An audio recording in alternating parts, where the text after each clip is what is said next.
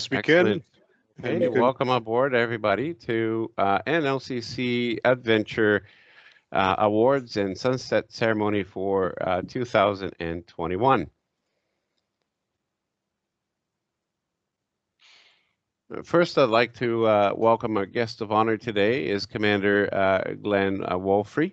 I've known Commander Wolfrey for a very long time. Commander Wolfrey was Navy League cadet at NLCC Apollo in Mississauga. He then went on to be a Sea Cadet, then joined the Naval Reserves, progressed through every rank from ordinary seaman all the way to commander, becoming the commanding officer of HMCS Star. And now he's the Naval Reserve Senior Advisor for the Intelligence Branch. And here's his bio. Commander Glenn Wolfrey joined the Royal Canadian Naval Reserve as an ordinary seaman signalman in 1978. He later remustered to the Reserve Clearance Diver, Port Inspection Diver, and was an active member of the diving trade from 1982 to 2003. Commander Wolfrey rose through the ranks and eventually got promoted to the rank of Chief Petty Officer First Class in 1996, serving as coxswain of HMCS York. And in July 2004, he was appointed as the Naval Reserve Formation Chief Petty Officer, the highest ranking Naval Reserve non-commissioned officer. In December 2000, Commander Wolfrey was appointed to the Order of Military Merit as a member in recognition for his diving contributions and leadership within the Navy, and in particular, the Naval Reserve. In May 2007, he was commissioned from the ranks as a Navy lieutenant into the intelligence branch. In October 2007, he then attended the NATO Civil Emergency Planning course in Oberammergau, Germany. In August 2012, he was appointed to commanding officer of HMCS Star. Commander Wolfrey was appointed as the Naval Reserve Senior Occupation Advisor, Intelligence C. During his 41 years, Commander Wolfrey has been involved in various domestic operations, including providing diving support during the Snowbird crash in 1989, the Royal Yacht Britannia visit in 1991, with the Royal Princess Charles and Princess Diana, and diving support for the Nimrod crash in September 2nd, 1995, the day his first daughter was born. In his civilian life, Commander Wolfrey is the Executive Vice President of Corporate Operations for Winmar Canada International Incorporated in London. He is active within his community, currently serving as the board of directors for Make-A-Wish Foundation, Southwestern Ontario, residing in London with his wife Denise Gibson, a former naval officer herself.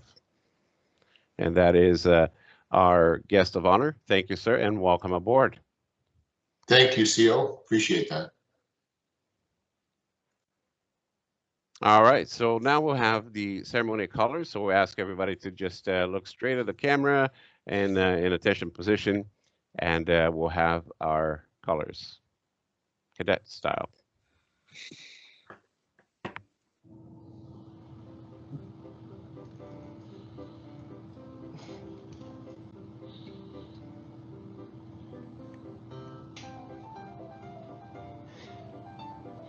Skyttekommunisten! Skyttekommunisten är i...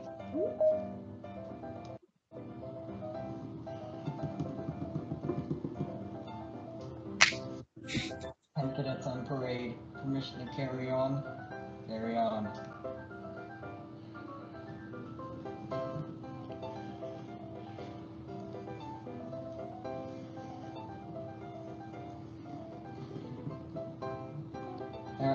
Good afternoon, sir. There are 10 cadets on parade. First, carry on. Carry on.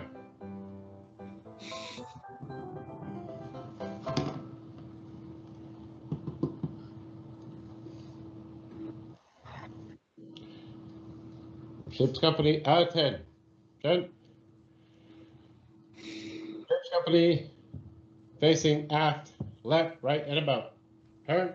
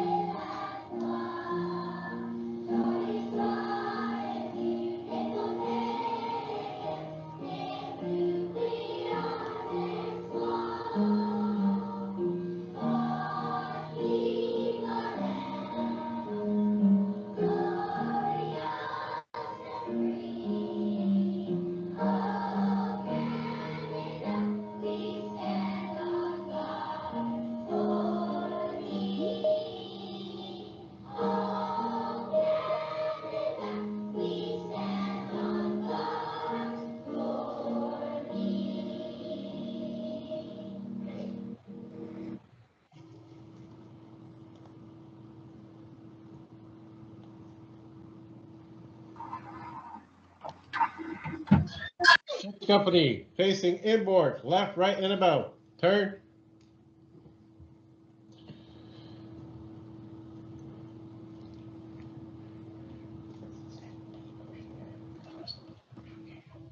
Colors complete.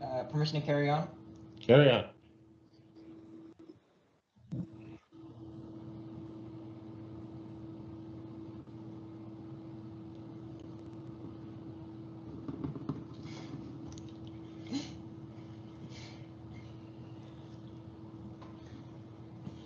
Ship's company, stand up, ease.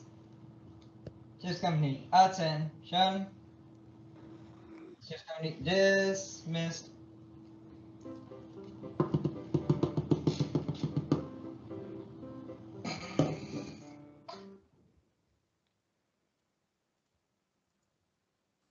And there you go. That was our colors. And we're going to start with our first set of awards for the night. And it is the Ontario Division Bravo Zulu Award. The first award of the night is given to leading cadet Ashni Kalagarla in recognition of outstanding performance, innovation, and persistence, contributing to the success of the cadet program in an LCC adventure. Congratulations. Also to leading cadet Alina Rizwan. We also have another winner. This is Chief Petty Officer Philippe Simas in recognition of outstanding performance. Chief Simas also was one of the founders and the first cadet that we had. Leading Cadet Jack Jago, congratulations, Jago, for wonderful performance. You get a Bravo Zulu pin as well as the certificate. Also for Leading Cadet Jaco Bilenko Gamash for outstanding performance. Congratulations, Jake. And of course, for Chief Petty Officer Second Class Olivia D'Souza, who was also our first cadet to join and instrumental in serving with our initial supply with Acting Sub-Lieutenant Rickards. All right, and today we have our first video of the night.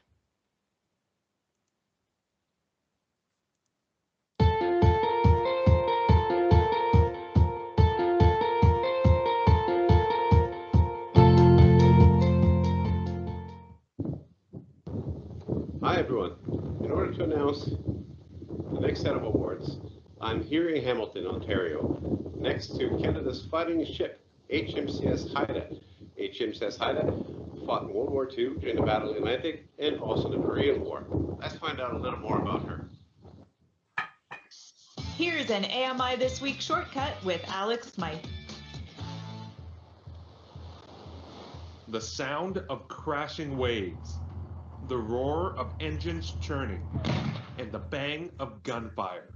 Those were some of the sounds that the 250-man crew of the HMCS HAIDA would have heard and felt during their time on board. Today, the HAIDA sits silently in Hamilton, Ontario, where visitors can walk the decks of the 377-foot-long vessel. To get a true snapshot of what life was like on the HAIDA, I had to come when the weather was at its worst. It's rainy, it's windy. This is true naval weather. You smell a lot of gasoline while you're here. But when you are here, you have a great opportunity to explore this ship that was, there when we invaded Normandy. I'm Rachel White. I'm a heritage presenter here at the HMCS HAIDA, operated by Parks Canada. So the HMCS HAIDA is a World War II tribal class destroyer.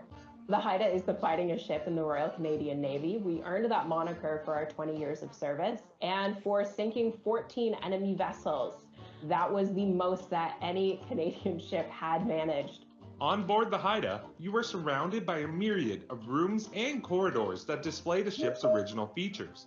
While the interior is mostly painted white to make the space seem larger, you can't help but wonder how the crew managed these tight spaces.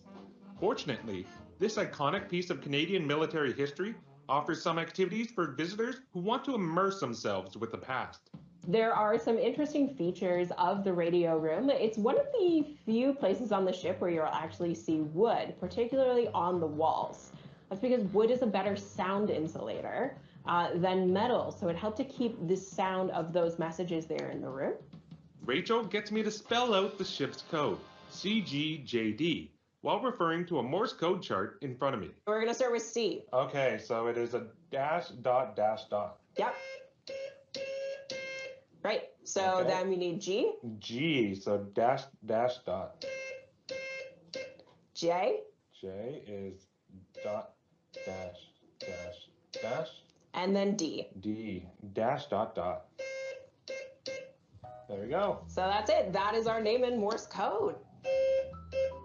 After I picked up Morse code, I couldn't help but have a bit of fun with it. The weather is turning really bad outside. I know we're on a ship, but I don't know how much time we have. I gotta send out an SOS.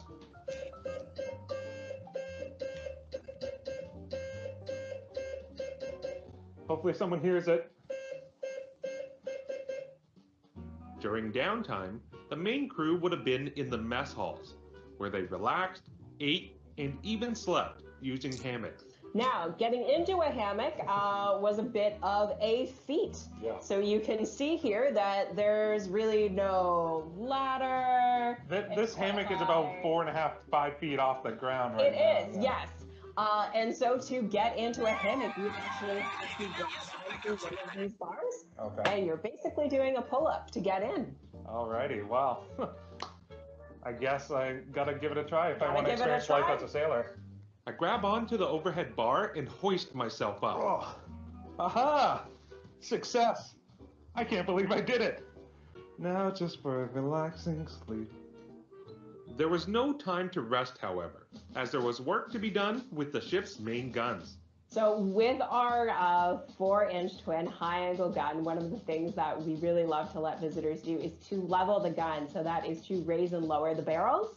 It is a lot of fun, and it's relatively easy. Let's see if it's getting in position. Yep, according to the sights, it's close. Walking through the ship, one thing becomes very apparent. I guess accessibility wasn't top of mind when they built this ship. Ducking at every turn and watching my shins at every doorway, the Haida was built for practical purposes in warfare. But now that it's out of service, Parks Canada is working to make the site more accessible, including exploring the use of technology to bring history to life. This ship speaks very well to Canada's participation in the Second World War. As people who served in the Second World War are no longer really with us, that generation is passing away.